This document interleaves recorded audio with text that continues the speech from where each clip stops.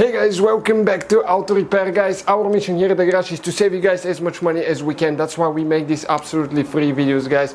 Let's go ahead and start on it now.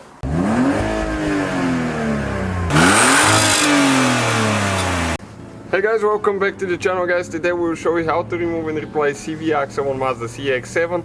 We're doing engine replacement, so quite a few videos to come here on that model. You can see we have one here that was in a minor accident and one that looks pretty awesome there.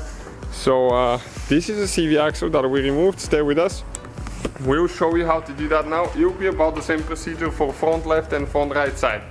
So some minor differences, but not much. Stay with us and let's go ahead and start on it now. Alright guys, so we need to have the car on the tires. Don't jack it up yet. We're going to remove that center cap. Okay, be careful not to break this one, but we will need to break that big nut loose. Okay, this one right here.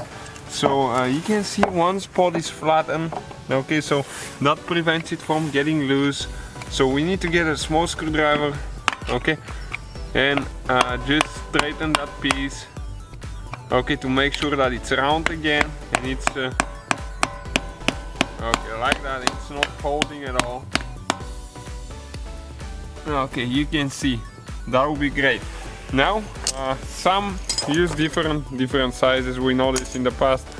This one is with a 36, some use 34 I think, and you have the car in park or one person holding the brake. Okay, and you're gonna take it off. Sometimes you have to use a cheater bar, sometimes they're super tight, believe me. You have to use a big impact too. Okay, so we got it loose, that's plenty.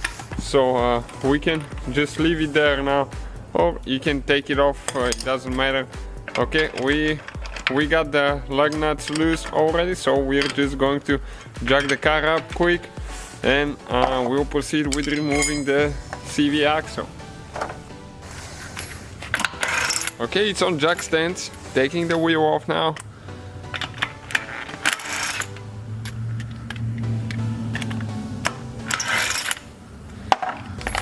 Okay, right there. And make sure you use the jack stand, not just the jack itself. Never rely on the jack. Okay, so we're going to turn the wheel to the right now. That's the outer tie rod right here. So if you get a factory one guys, what we're going to do, we're going to break that nut loose right here now.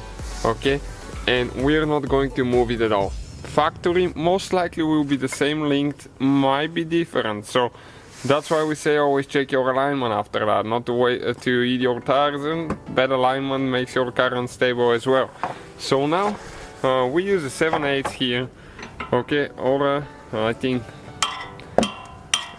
okay, right here we need to get it loose. Those tend to be pretty tight, believe me. So we'll just use the hammer on it. Okay, still tight. So next we need to pull that little thing there that's preventing the nut from getting loose. This is with a 17mm socket that we're going to use now to get it loose. This is for the outer tie rod here. Okay, like that, and after that we're just going to use the little impact, save us a little bit of time, and we're going to show you how to take it off now. You need to use a hammer and hit it right here on the cast iron, never hit on the bolt.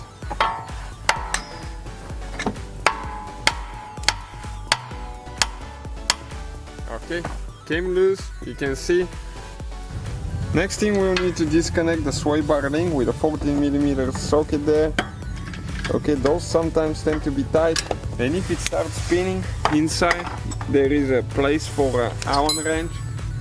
Okay, we're going to show you what we're going to use, and a 14mm wrench as well.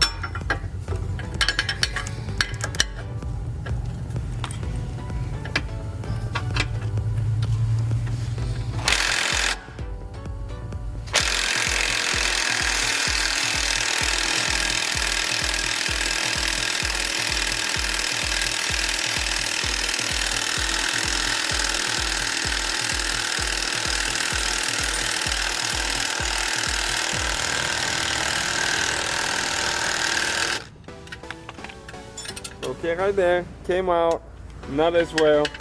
Okay, so we can pull the sway bar link to the side now. And if it's too tight, you might need to use the pry bar to get it out, because there is pressure on it from the sway bar link.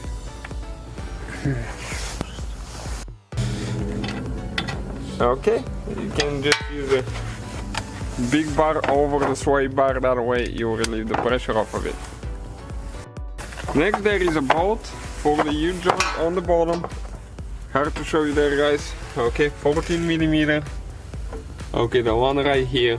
So take this nut off, and after you take the nut, you need to pull the bolt towards the front.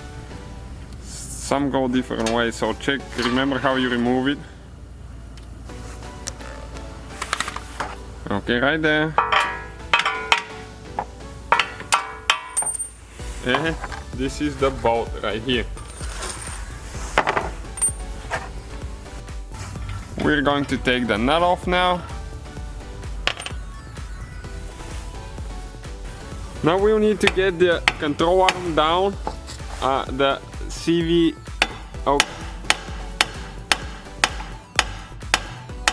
Okay, the U-joint, it came loose. It came loose quite a bit, so if you have one person actually stepping on this one, okay, and it just got a little bit stuck now, so we'll need to hit it again. Okay, and then you can pull it out, okay, to the side like that.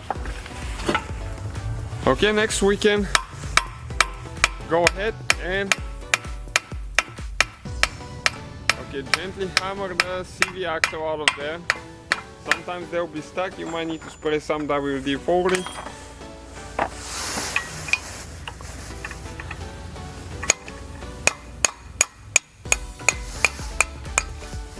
Okay, just make sure that you don't break the ABS sensor. You can go ahead and remove that one if it's in the way.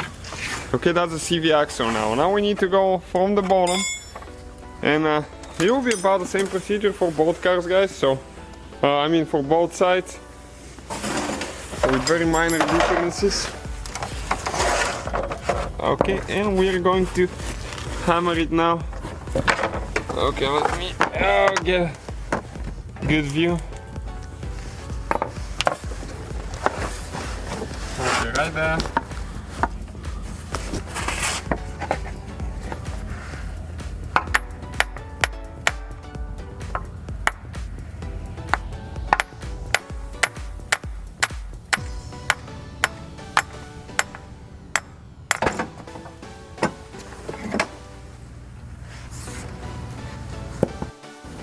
And this is, guys, the CV axle right here. You can see, not very complicated procedure at all. You put it together in reverse order. We took it apart. You need to get this side in first. Okay, in all the way until it clicks. Then you need to put this one on the hub, install the U-joint, tie rod, sway bar link, and pretty much in reverse order. So hopefully, guys, the video was helpful to some of you. Thank you guys for watching. Please subscribe, give us a So guys, hopefully the video was helpful. If you have any questions, don't hesitate to let us know.